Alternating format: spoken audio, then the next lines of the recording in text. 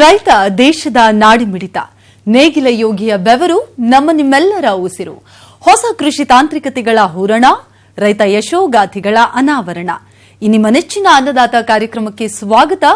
ನಾನು ಶಮೀರಾ ಬೆಳುವಾಯಿ.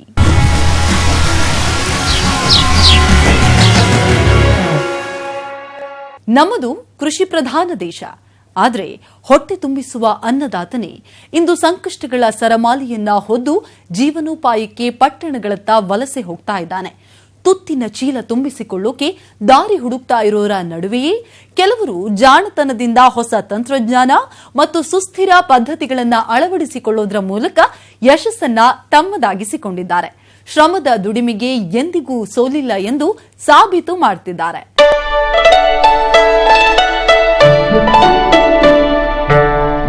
ತೋಟದ ಮಧ್ಯದಲ್ಲೊಂದು ಕಾಲುದಾರಿ, ದೂರದಲ್ಲಿ ಕಾಣ್ತಿರೋ ಪುಟ್ಟ ಮನೆ ಮುಂಭಾಗದಲ್ಲಿ ಹಸು, ಕೋಳಿ, ಕುರಿ, ಮೇಕೆ ಸೇರಿದಂತೆ 10 ಹಲವು ಜಾತಿಯ ಗಿಡಮರಗಳು. ಹೀಗೆ ಮಲೆನಾಡಿನ ದೃಶ್ಯ ಕಂಡುಬಂದಿದ್ದು ಬಯಲು ಸೀಮೆ ಅನಿಸಿರುವ ಚಿಕ್ಕಬಳ್ಳಾಪುರ ಜಿಲ್ಲೆ ಗೌರಿಬಿದನೂರು ತಾಲೂಕಿನ ಮಂಚೇನಹಳ್ಳಿ ಸಮೀಪದ ಕಾಮರೆಡ್ಡಿ ಹಳ್ಳಿಯಲ್ಲೇ. ಬೆಟ್ಟಗುಡ್ಡಗಳ ಸಾಲುಗಳ ನಟ್ಟ ನಡುವೆ ಹಚ್ಚ ಹಸಿರಿನಿಂದ ಕಂಗೊಳಿಸುತ್ತಿರೋ ಈ ತೋಟ ಎಲ್ಲರನ್ನ ಕೈ ಬೀಸಿ ಕರೆಯುತ್ತೆ.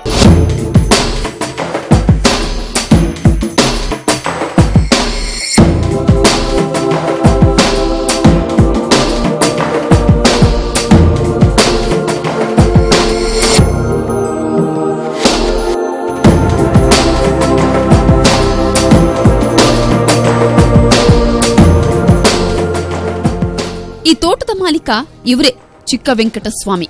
ಅಪ್ಪ ಹಾಕಿದ ಆಲದ ಮರ ಅಂತ ಬರೀ ಮಳೆಯಾಶ್ರಿತ ಬೆಳೆಗಳಿಗೆ ಜೋತು ಬೀಳದೆ ಕಳೆದ ಕೆಲವು ವರ್ಷಗಳಿಂದ ಸಮಗ್ರ ಕೃಷಿ ಪದ್ಧತಿಯತ್ತ ತಮ್ಮ ಹೆಜ್ಜೆ ಇರಿಸಿದ್ದಾರೆ. ಇದಕ್ಕೆಲ್ಲ ಕಾರಣವಾಗಿದ್ದು ಕೃಷಿ ವಿಜ್ಞಾನ ಕೇಂದ್ರ. ತರಬೇತಿಯ ಮೂಲಕ ಸಮಗ್ರ ಕೃಷಿ ಬಗ್ಗೆ ಮಾಹಿತಿ ಪಡೆದು ಇವತ್ತು ತಮ್ಮ ಜಮೀನಿನಲ್ಲಿ ಅಳವಡಿಸಿ ಯಶಸ್ವಿಯಾಗಿದ್ದಾರೆ.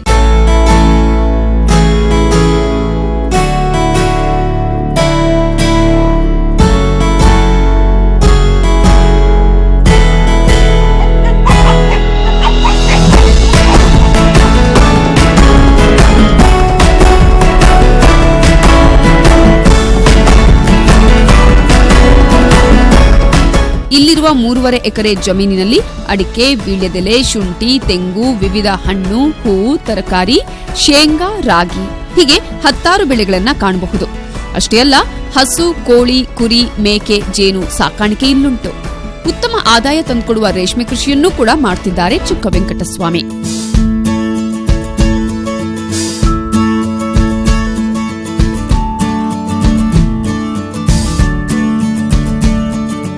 ಮುಂಚೆ ನಮ್ಮ ಹಿರಿಯರು ಎಲ್ಲನೂ ಅವ್ರಿಗೆ ಕಾಲದ ಬೆಳೆ ಬೆಳೀತಾ ಇದ್ರು.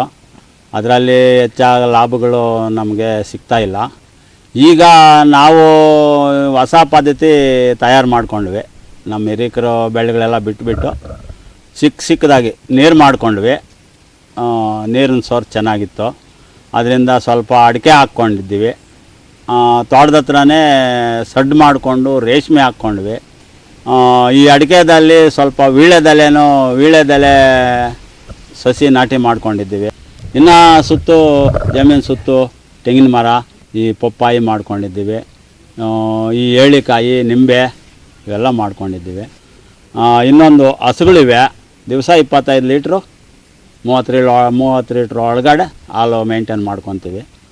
ಇನ್ನು ಈ ರೇಷ್ಮೆ ಸೊಪ್ಪು, ಈ ಬುಡ, ಈ ವೇಸ್ಟು ಇವೆಲ್ಲ ಇರ್ತದೆ. ಅದಕ್ಕೆ ಕುರಿ, ಮೇಕೆ ಅಲ್ಲೇ ತೋಟದ ಹತ್ರನೇ, ಇನ್ನು ಆಚೆ ಹೋಗಿ ನಾವು ಮೇಸ್ಕೊಂಬರೋಕೆ ವ್ಯವಸ್ಥೆ ಇಲ್ಲ.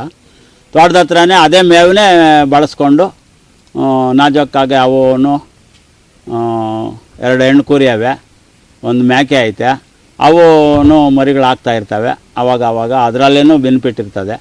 ಅದಕ್ಕೆ ಹೆಚ್ಚಿಗೆ ವ್ಯವಸ್ಥೆ ಇರೋದಿಲ್ಲ.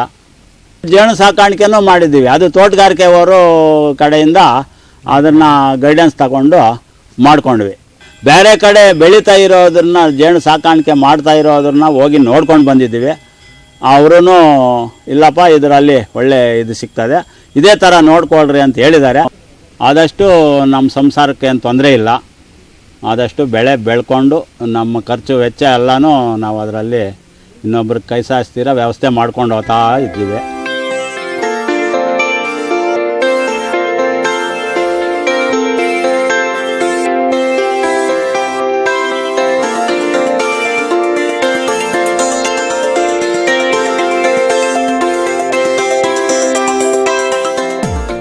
ಇಲ್ಲಿ ಪೋಷಕಾಂಶಗಳ ಪೂರೈಕೆಗೆ ರೈತರು ಹೆಚ್ಚು ಸಾವಯವ ಗೊಬ್ಬರಗಳನ್ನೇ ಬಳಸುತ್ತಾರೆ. ತೋಟದಲ್ಲೇ ಸಿಗುವ ಕೃಷಿ ತ್ಯಾಜ್ಯಗಳನ್ನ ಕಾಂಪೋಸ್ಟ್ ಆಗಿ ಪರಿವರ್ತಿಸಿ ಅದನ್ನೇ ಬಳಕೆ ಮಾಡೋದುಂಟು.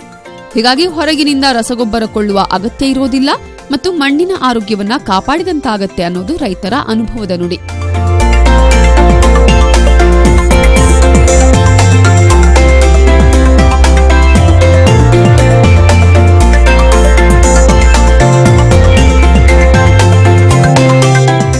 ಅಡಿಕೆ ಮರನೇ ಎಲೆ ಬಳ್ಳಿಗೆ ಚೆನ್ನಾಗಿರ್ತದೆ.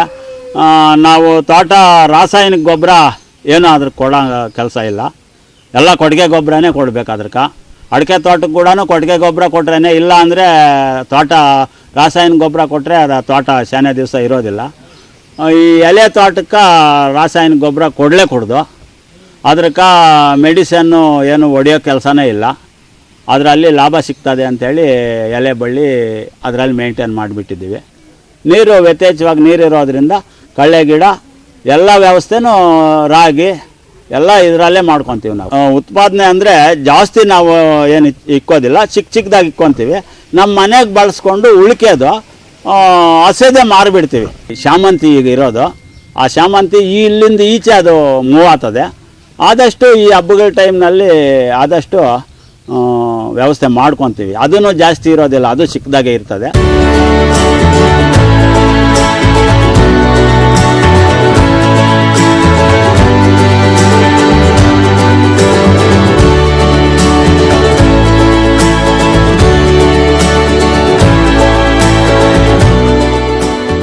ಅಡಿಕೆ ಗಿಡ ಇಟ್ಟಿದ್ದೀವಿ ನಾವು, ಅದರಲ್ಲಿ ಎಲೆ ತೋಟ ಇಟ್ಟಿದ್ದೀವಿ. ಮತ್ತು ಅದು ಎಲ್ಲ 1-2 ಥರ 3 ಥರ ಬೆಳೆ ಇಟ್ಟಿದ್ದೀವಿ ಒಂದೇದರಲ್ಲಿ. ಆದರೆ ಅಡಿಕೆ ಗಿಡ ನಾವೇ ತಯಾರು ಮಾಡ್ಕೊತೀವಿ, ನಾವೇ ಉಣಿಸ್ಕೊತೀವಿ. ಮತ್ತು ನಾವು ವರ್ಷಕ್ಕೆ ಒಂದು ಸಲ ನಾವು ತೋಟ ಕೊಟ್ಬಿಡ್ತೀವಿ, ತೋಟ ಮಾರ ಹಾಕ್ತೀವಿ. ಅವಾಗ ನಮಗೆ ಒಂದು 70,000-80,000 ನಮ್ಮದು ಅಷ್ಟಿದೆ, ಅಷ್ಟು ಬರುತ್ತೆ. ನಾವು ರೇಷ್ಮೆ ಮೇಯಿಸ್ತೀವಿ. ರೇಷ್ಮೆಯಲ್ಲಿ ಒಂದು 2 ತಿಂಗಳಿಗೆ ಒಂದು ಬೆಳೆ ತೆಗಿತೀವಿ. ಅದರಲ್ಲಿ ಒಂದು 20,000-30,000 ಹಂಗೆ ಬರ್ತಾ ಇರುತ್ತೆ. ನಾವು ವರ್ಷಕ್ಕೆ 4-5 ಬೆಳೆ ತೆಗಿತೀವಿ ರೇಷ್ಮೆ. ನಾವು ಇದೇ ಥರ ಮೇಂಟೈನ್ ಮಾಡ್ಕೊಂಡು ಹೋಗ್ತಾ ಇದ್ದೀವಿ.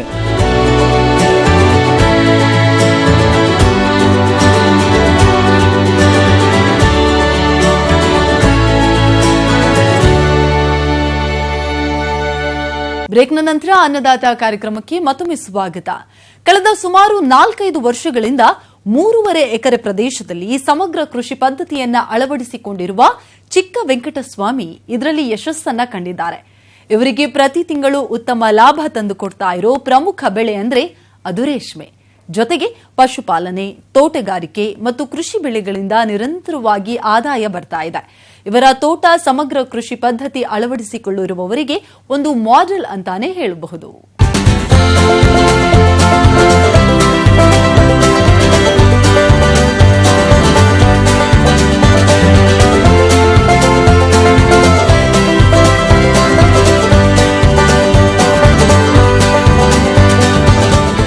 ಈ ಮೊದಲೇ ಹೇಳಿದ ಹಾಗೆ ಚಿಕ್ಕ ವೆಂಕಟಸ್ವಾಮಿಯವರಿಗೆ ಇಲ್ಲಿ ಉತ್ತಮ ಆದಾಯ ತಂದುಕೊಡ್ತಾ ಇರುವ ಬೆಳೆಗಳಲ್ಲಿ ರೇಷ್ಮೆ ಕೂಡ ಒಂದು.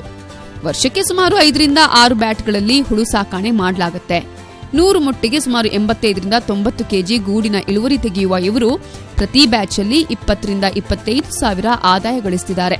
ಮನೆ ಮಂದಿಯೇ ಕೆಲಸ ಮಾಡೋದ್ರಿಂದ ಖರ್ಚು ಕಡಿಮೆ, ಲಾಭ ಹೆಚ್ಚು ಅಂತಾರೆ ರೈತರು.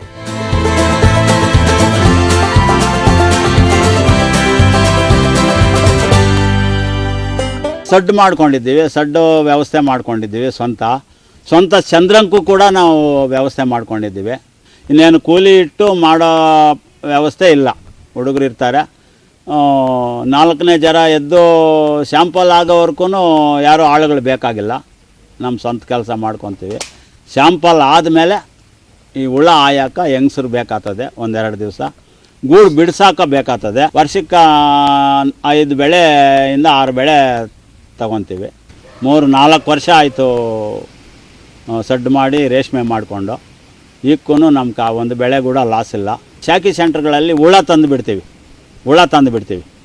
ಅವು 2ನೇ ಜರ ಬಂದಾಗಿರೋವು ಹುಳ ತತ್ತೀವಿ. ಒಂದು 100 ಮೊಟ್ಟೆ ಉಳುವು ಅಂದರೆ 3,500 ರೂಪಾಯಿ 3,600 ರೂಪಾಯಿ ಕೊಟ್ಟು ನಾವು ತಂದು ಮೇಯಿಸ್ಕೊತೀವಿ. ಮಾರ್ಕೆಟಿಂಗು ಚೆನ್ನಾಗಿದೆ. ಎಲ್ಲ ಅಲ್ಲಿ ಆಕ್ಷನ್ನು 100 ಮಟ್ಟೆ ತಂದರೆ 85ರಿಂದ 100 kgವರೆಗೂ ಬೆಳಿತೀವಿ ನಾವು. ರೇಟು ಅಂದರೆ ನಮಗೆ ಏನು ರೇಟ್ ಆದ್ರೂ ನಮಗೆ ಪ್ರಾಫಿಟ್ ಇರ್ತದೆ, ಯಾಕೆ ಅಂದರೆ ನಾವು ಸ್ವಂತ ಮಾಡಿರ್ತೀವಿ.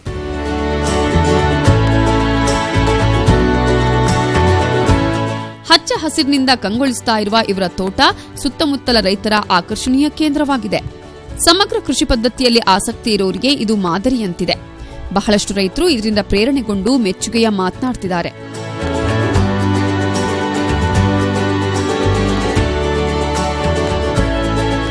ತುಂಬ ವರ್ಷದಿಂದ ಈ ಕಡೆ ಕಾಂಟ್ಯಾಕ್ಟಲ್ಲಿ ಇದ್ದೀವಿ ನಾವು, ಇವ್ರ ಜೊತೆಲೆಲ್ಲ ಸಂಪರ್ಕದಲ್ಲಿದ್ದೀವಿ ರೈತರ ಜೊತೆಗಳಲ್ಲಿ. ಅಡಿಕೆ ಮರ ಮಾಡ್ಕೊಂಡು ಅದ್ರ ಮಧ್ಯೆ ವೀಳ್ಯದೆಲೆ ಮಾಡಿದ್ದಾರೆ. ಆ ವೀಳ್ಯದೆಲೆ ಮಾಡಿರೋದ್ರಿಂದ ಕಾರಣ ಏನು ಅಂದರೆ ಒಂದೇ ಮಾಡಿಕೊಂಡ್ರೆ ಸ್ವಲ್ಪ ಲಾಭದಾಯಕ ಕಡಿಮೆ ಅಂತೇಳಿ ಅದರಲ್ಲಿ ಮಿಶ್ರ ಬೆಳೆಗಳಾಗಿ ಅಡಿಕೆ ಮರದಲ್ಲಿ ವೀಳ್ಯದೆಲೆ ಮಾಡಿದ್ದಾರೆ, ಮತ್ತು ಶುಂಠಿ ಮಾಡಿದ್ದಾರೆ. ಆ ಶುಂಠಿ ಹಾಗೂ ಮತ್ತು ತಿರುಗಿ ಇನ್ನೂ ಅಡಿಕೆ ಸಸ್ಯ ಇವರೇ ಸ್ವಂತ ರೆಡಿ ಮಾಡ್ಕೊತಾರೆ. ಬಾಳೆ ಮರ ಮಾಡಿದ್ದಾರೆ, ಆಮೇಲೆ ಮತ್ತು ಹಳಸಿ ಇದೆ ಇವ್ರ ತೋಟದಲ್ಲಿ. ತಿರುಗಿ ಮತ್ತು ಇನ್ನೂ ಸೀತಾಫಲ, ರಾಮಫಲ, ಈ ಥರ ಇನ್ನೂ ಅನೇಕ ಜಾತಿಯ ಗಿಡ ಮರಗಳು, ಬಾಳೆ, ಪಪ್ಪಾಯಿ ಮಾಡಿದ್ದಾರೆ. ಇದಕ್ಕೆ ಯಾವುದಕ್ಕೂ ರಾಸಾಯನಿಕ ವಸ್ತುಗಳು ಬಳಸಂಗಿಲ್ಲಪ್ಪ, ಅದಕ್ಕೋಸ್ಕರ ಭೂಮಿನೂ ಹಾಳು ಮಾಡೋಂಗಿಲ್ಲ. ರಾಸಾಯನಿಕ ವಸ್ತುಗಳು ಬಳಸೋದ್ರಿಂದ ಜನಗಳದ್ದು ಮೇಲೆ ಆರೋಗ್ಯದ ಮೇಲೆ ದುಷ್ಪರಿಣಾಮ ಬೀರ್ತದೆ. ಆ ಥರ ಆಗಬಾರ್ದು ಅಂತ ಹೇಳ್ಬಿಟ್ಟು ಇವ್ರು ಈ ಥರ ಸಮಗ್ರ ಕೃಷಿಗೆ ತಗೊಂಡಿದ್ದಾರೆ. ಇದರಲ್ಲಿ ಇವಾಗ ಕೆಲವೆಲ್ಲ ಗಿಡ ಮರ ತೆಗಿತಾರೆ, ಇಲ್ಲಿ ಎಲೆಗಳೆಲ್ಲ ತೆಗೆದು ಇವ್ರು ತಿಪ್ಪೆಗೆ ಹಾಕ್ಕೊತಾರೆ. ಇವರು ಇಲ್ಲೇ ಸಮಗ್ರ ಕೃಷಿ ಅಂದರೆ ಸಾವಯವ ಗೊಬ್ಬರ ಇವರೇ ರೆಡಿ ಮಾಡ್ಕೊತಾರೆ. ಮತ್ತು ಏನೇ ಇವ್ರ ತೋಟದಲ್ಲಿ ತುಂಬ ಅನೇಕ ಜಾತಿಯ ಗಿಡಗಳಿದ್ದಾವೆ, ಅದರಿಂದ ವೇಸ್ಟ್ ಅಂತ ತೆಗೆದಿದ್ದ ವೇಸ್ಟಾಗಿ ಯಾವುದೂ ಬಿಸಾಡೋಂಗಿಲ್ಲ.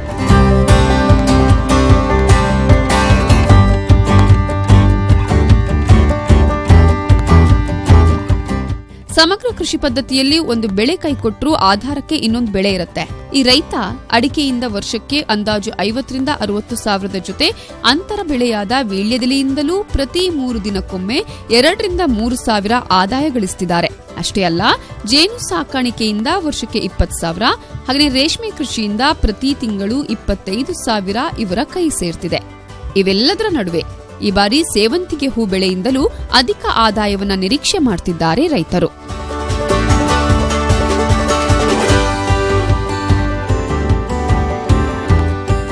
ಇವರ ಜಮೀನಿನ ಅಂಚಲ್ಲಿ ಹಲಸಿನ ಮರಗಳಿದ್ದು ಒಂದು ಮರ ಸುಮಾರು 200ರಿಂದ 250 ಹಣ್ಣುಗಳನ್ನು ಕೊಡ್ತಿದೆ.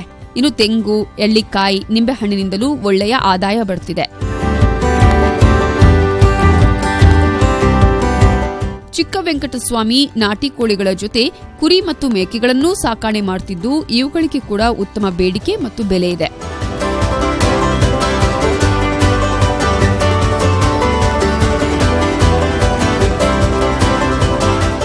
ಇನ್ನು ಹೈನುಗಾರಿಕೆಗೆ ಬಂದ್ರೆ ಇಲ್ಲಿ ಒಟ್ಟು 5 ಹಸುಗಳಿದ್ದು ದಿನಂಪ್ರತಿ 25ರಿಂದ 30 ಲೀಟರ್ ಹಾಲು ಮಾರಾಟ ಆಗುತ್ತೆ. ಖರ್ಚು ತೆಗೆದು ಪ್ರತಿ ವಾರ 3ರಿಂದ 4 ಸಾವಿರ ಹಣ ಎಣಿಸುತ್ತಾರೆ ಚಿಕ್ಕ ವೆಂಕಟಸ್ವಾಮಿ. ಹೀಗೆ 10 ಬೆಳೆಗಳು ಜೊತೆಗೆ ಪಶುಪಾಲನೆ ಸೇರಿದಂತೆ ರೇಷ್ಮೆ ಕೃಷಿಯಿಂದ ಉತ್ತಮ ಆದಾಯ ಗಳಿಸ್ತಾ ಇರುವ ಈ ರೈತರು ಇಲ್ಲಿಯವರೆಗೆ ಯಾವುದೇ ರೀತಿಯ ನಷ್ಟ ಅನುಭವಿಸಿಲ್ಲ.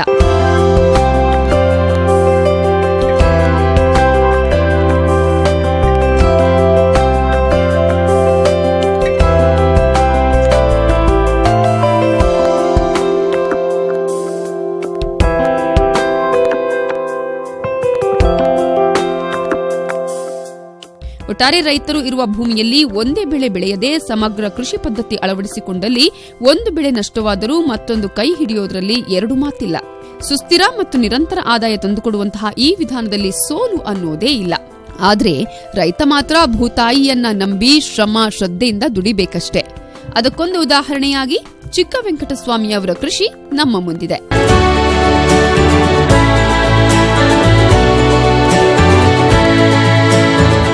ಕ್ಯಾಮರಾಮನ್ ರಮೇಶ್ ಜೊತೆ ನವೀನ್, ನ್ಯೂಸ್ 18 ಕನ್ನಡ, ಗೌರಿಬಿದನೂರು.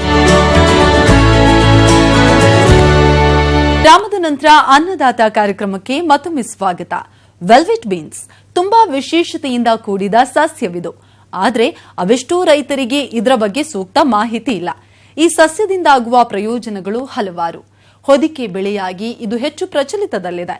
ವಿವಿಧ ಉದ್ದೇಶಗಳಿಗಾಗಿ ಬೆಳೆಯಲಾಗುವ ಇದನ್ನ ಬಹುಪಯೋಗಿ ಸಸ್ಯ ಅಂತಾನೆ ಹೇಳಬಹುದು. ಏನಿದು ವೆಲ್ವೆಟ್ ಬೀನ್ಸ್? ಈ ಸ್ಟೋರಿ ನೋಡಿ.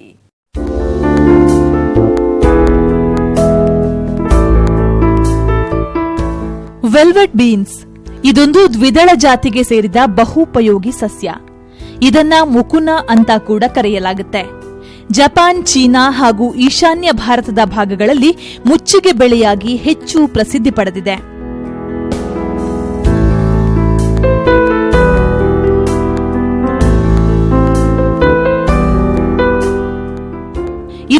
ಔಷಧೀಯ ಗುಣಗಳು ಕೂಡ ಉಂಟು. ಇತ್ತೀಚಿನ ದಿನಗಳಲ್ಲಿ ನಮ್ಮಲ್ಲೂ ಹೊದಿಕೆ ಬೆಳೆಯಾಗಿ ಕಳೆಗಳ ನಿರ್ಮೂಲನೆಗಾಗಿ ಬೆಳೆಯಲಾಗ್ತಾ ಇದೆ. ಇದನ್ನ ಬೆಳೆಯೋದ್ರಿಂದ ಭೂಮಿಯಲ್ಲಿನ ಉಷ್ಣಾಂಶ ಕಡಿಮೆಯಾಗಿ ನೀರು ಆವಿಯಾಗೋ ಪ್ರಮಾಣ ತಗ್ಗುತ್ತೆ. ಜೊತೆಗೆ ಭೂಮಿಯಲ್ಲಿ ಸೂಕ್ಷ್ಮಾಣು ಜೀವಿಗಳ ಚಟುವಟಿಕೆ ಹೆಚ್ಚಾಗಿ ಹೆಚ್ಚು ಇಳುವರಿ ಪಡೆಯಲು ಕೂಡ ಅನುಕೂಲವಾಗುತ್ತೆ. ಇಷ್ಟೇ ಅಲ್ಲ, ಇದನ್ನ ಜಾನುವಾರುಗಳಿಗೆ ಮೇವಾಗಿ ಕೂಡ ಉಪಯೋಗಿಸಬಹುದು. ವೆಲ್ವೆಟ್ ಬೀನ್ಸ್ ಬೆಳೆಯನ್ನ ಅಡಿಕೆ ತೋಟಗಳಲ್ಲಿ ಹೊದಿಕೆ ಬೆಳೆಯಾಗಿ ಬೆಳೆಯೋದು ಉತ್ತಮ ಅಂತ ಕಂಡುಬಂದಿದೆ. ಸಾವಯವ ಕೃಷಿಯಲ್ಲಿ ಹೆಚ್ಚು ಮಹತ್ವ ಪಡೆದಿರೋ ಈ ಬೆಳೆಯನ್ನ ಯಾವ ರೀತಿ ಬೆಳಿಬೇಕು ಅನ್ನೋದ್ರ ಬಗ್ಗೆ ತಜ್ಞರು ಹೀಗೆ ಹೇಳ್ತಾರೆ.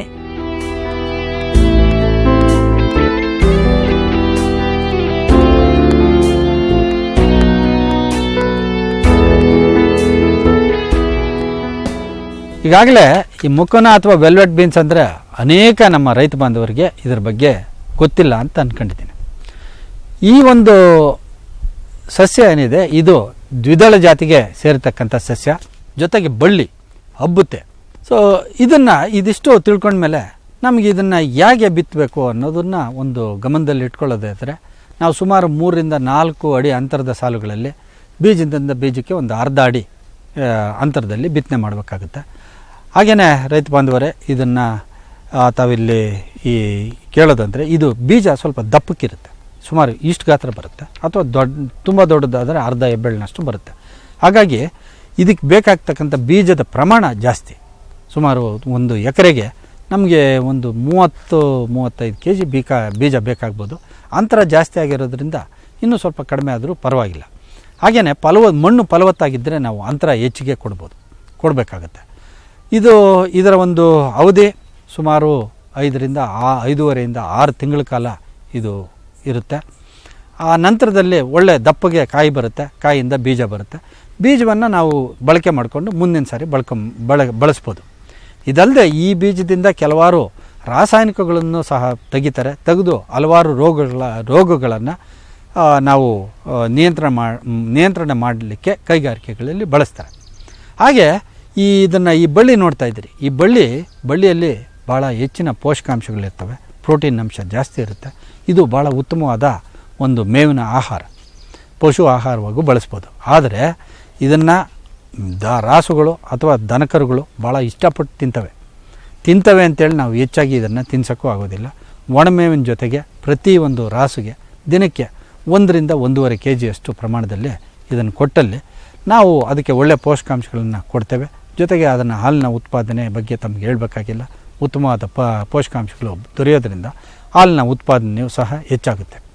ಇದನ್ನು ಹೊದಿಕೆ ಬೆಳೆಯಾಗಿ ಬೆಳೆಯೋದ್ರಿಂದ ರೈತರಿಗೆ ಹಲವಾರು ರೀತಿಯಲ್ಲಿ ಅನುಕೂಲ ಇದೆ. ಇದು ದ್ವಿದಳ ಧಾನ್ಯ ಆಗಿರೋದ್ರಿಂದ ಸಾಮಾನ್ಯವಾಗಿ ಇದು ಸಾರಜನಕವನ್ನು ಸ್ಥಿರೀಕರಿಸುತ್ತೆ. ಪ್ರತಿ ಎಕರೆಗೆ ಸುಮಾರು 35 ರಿಂದ 40 kg ಅಷ್ಟು ಸಾರಜನಕವನ್ನು ಸ್ಥಿರೀಕರಿಸುತ್ತೆ.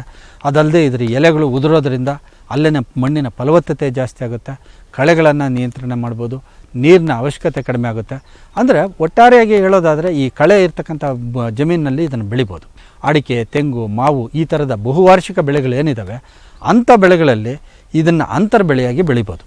ಹೀಗಾಗಿ ಈ ವೆಲ್ವೆಟ್ ಬೀನು ಅಥವಾ ಮುಕೋನ ಏನಿದೆ ಇದು ಸಾವಯವ ಕೃಷಿಯಲ್ಲಿ ಭಾಳ ಮಹತ್ತರವಾದ ಪಾತ್ರವನ್ನು ವಹಿಸುತ್ತೆ ಅಂತ ಹೇಳಲಿಕ್ಕೆ ಇಷ್ಟಪಡ್ತೀನಿ.